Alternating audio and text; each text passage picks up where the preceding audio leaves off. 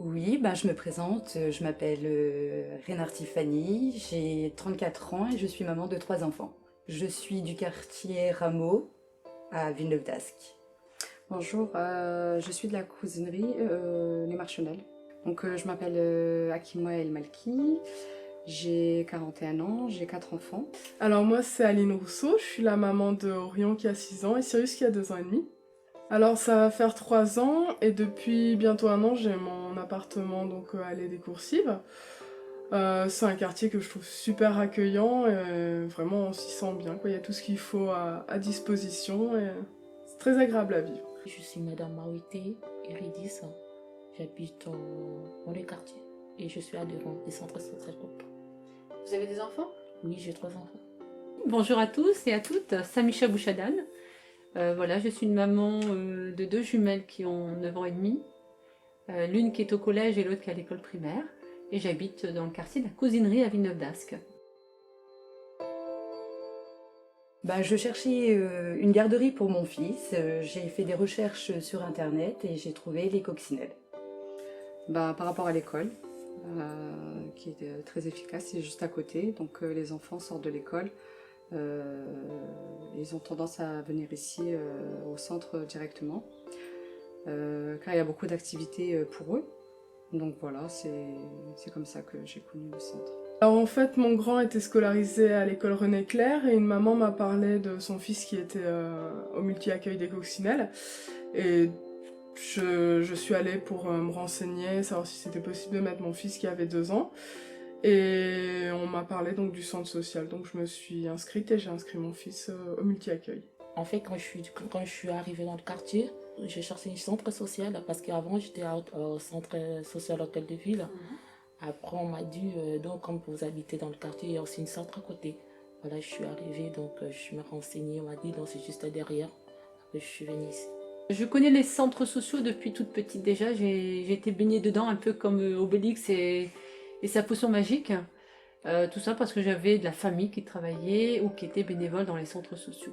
Voilà, donc en arrivant à la cousinerie, voilà, je savais qu'il y avait un centre social et je suis venue volontairement de manière, je dirais, individuelle, hein, à l'accueil pour me renseigner, savoir comment ça fonctionnait, quelles étaient les activités proposées, les services et comment on pouvait devenir bénévole. Et c'est comme ça que je suis rentrée donc, au conseil d'administration. Non, pas au niveau du centre, mais au niveau de la garderie, oui. J'ai mon mari qui a confectionné des portes pour une petite bibliothèque pour les enfants et qui fait pas mal de petits bricolages pour la garderie. Moi personnellement, je suis bénévole, secteur adulte. On essaie de faire notre possible pour mener à bien le centre social, proposer des activités, de voir ce que le quartier a besoin. Et mes enfants, donc j'ai mon grand qui fréquente le secteur, comment on appelle ça? Jeunesse. Jeunesse, voilà, 11-17 ans, donc puisqu'il a 13 ans. Donc ils font du sport, ils font des jeux, ils font des sorties, ils font pas mal de choses, donc il aime beaucoup. J'ai ma fille de 10 ans aussi qui fréquentait aussi, parce que là elle est au collège, mais elle faisait l'aide aux devoirs, la bibliothèque, le centre de loisirs. Mon petit aussi qui fait et ma petite multisport, Ouais, excusez-moi. le Bouge ton corps, multisport, la bibliothèque aussi. Puis quand ils ont des sorties en famille aussi, donc ils participent aussi. Ils se sentent très à l'aise ici au centre, on est très bien accueillis. Mes enfants, donc ils se sont ouverts. Au début ils étaient renfermés, mais ils se sont beaucoup ouverts par rapport au centre, parce qu'ils sont beaucoup écoutés. On les fait participer à beaucoup de choses. Et donc mes enfants maintenant ils rentrent ici comme dans un moulin. Et ils y sont très bien. Oui, je vais au pôle consommateur et les activités du mercredi avec les enfants. Ça permet de faire des activités en famille, que ce soit sur le thème de la cuisine ou des activités créatives. On a fait aussi une sortie cet été au Parc des Dauphins en Belgique. On fait aussi les groupes de parole avec le multi-accueil. Ça permet de faire aussi une bouffée d'air et de discuter avec des mamans et avec les professionnels de la crèche. de problèmes qui concernent les enfants en général, quoi. Et je fais aussi le biocaba. Donc, ce qui est très pratique aussi parce qu'on a des petites recettes, des fruits et des légumes de saison et ça permet de cuisiner des choses qu'on n'aurait jamais fait avant.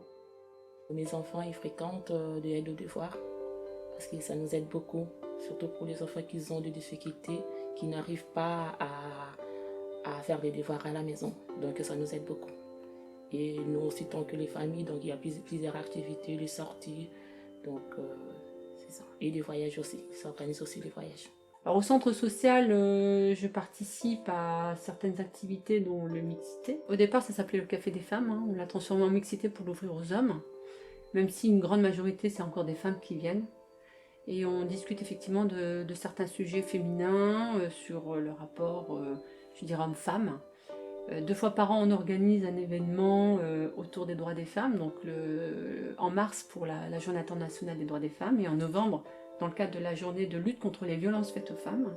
Et puis, on tricote autour quelques activités, quelques actions, et puis on termine par un moment festif.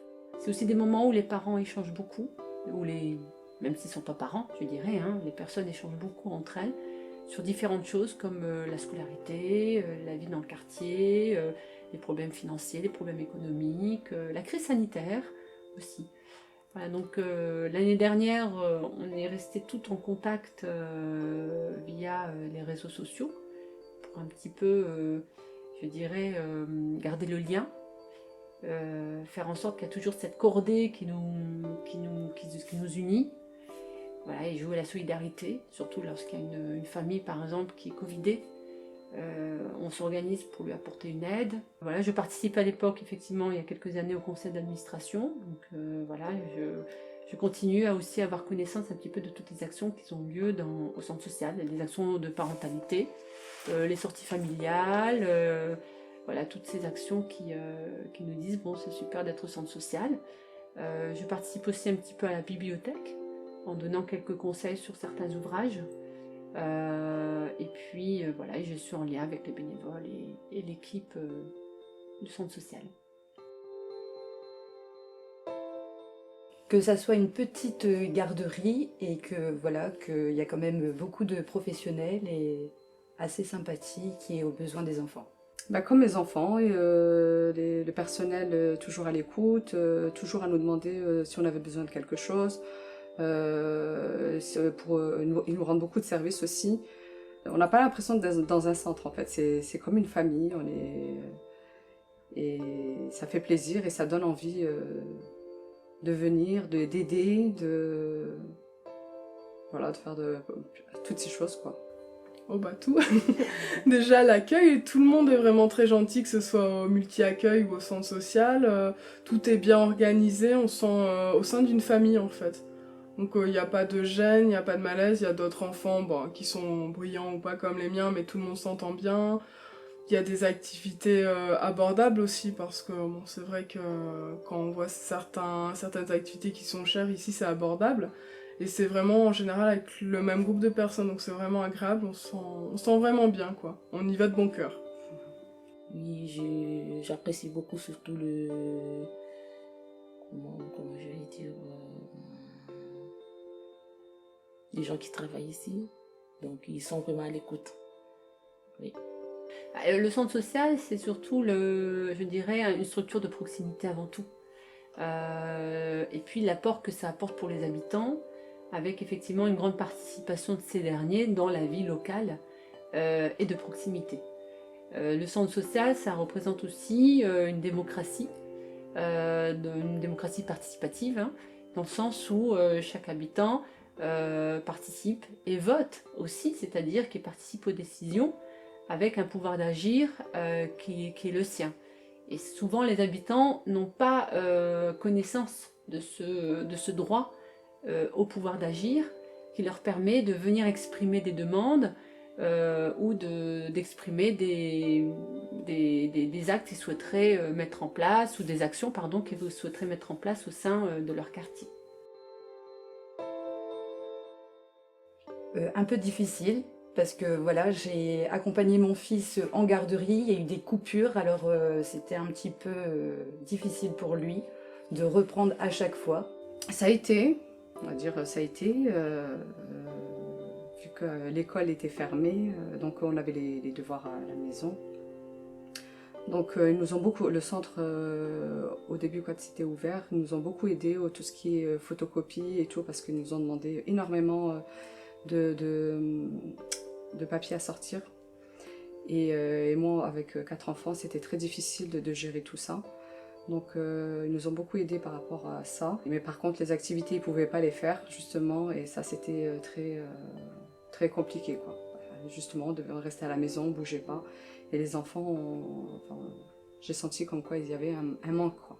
Et après on a essayé de faire comme on peut, les devoirs, puis les occuper à la maison quoi. Ça a été assez compliqué. Le premier confinement, rester toujours enfermé, c'était très compliqué pour moi et pour les enfants. Même, on peut même parler de déprime, je dirais. Par la suite, bon, bah, on s'est habitué, on a fait quand même des sorties 1 heure par jour. Et puis après, avec l'allègement, le fait de pouvoir ressortir, voir du monde, c'était une bouffée d'air, quoi.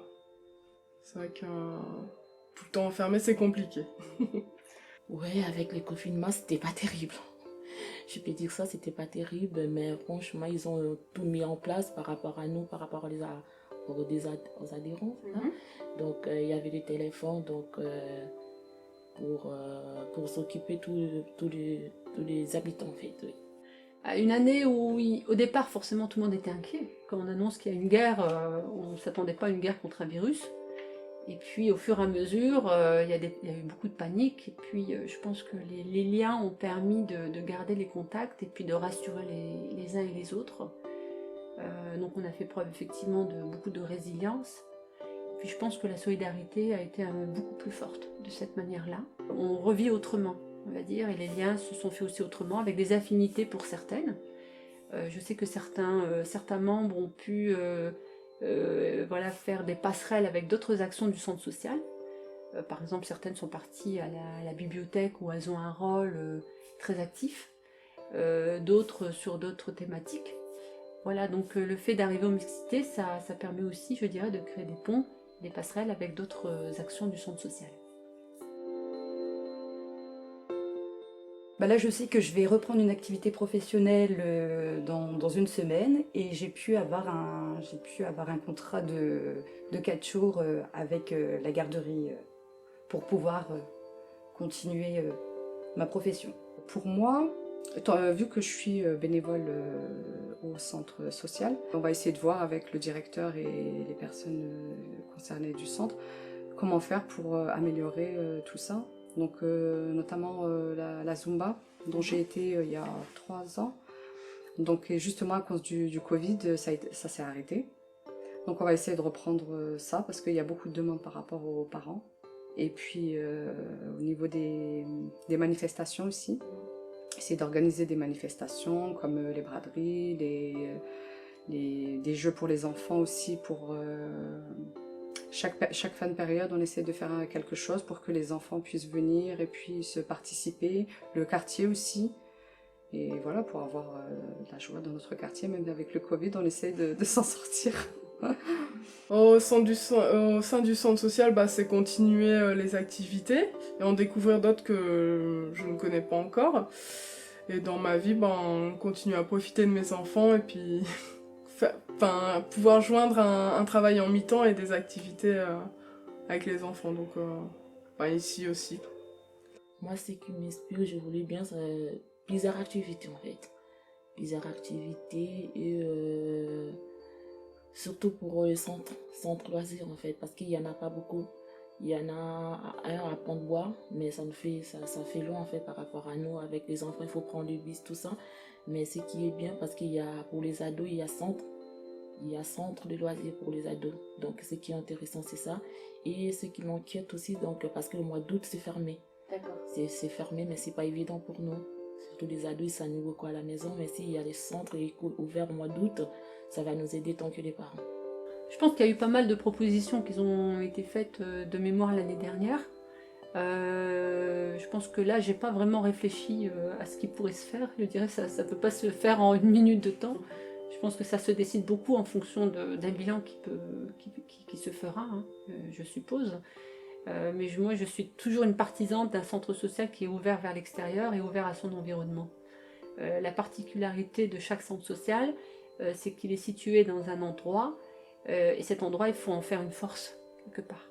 Que ce soit, je dirais, entre des immeubles ou dans un quartier comme le nôtre, hein, qui est celui de la cousinerie, on a beaucoup d'espaces verts. Je pense qu'il faut vraiment être acteur et faire en sorte que le centre social soit aussi un peu plus représenté dans son territoire.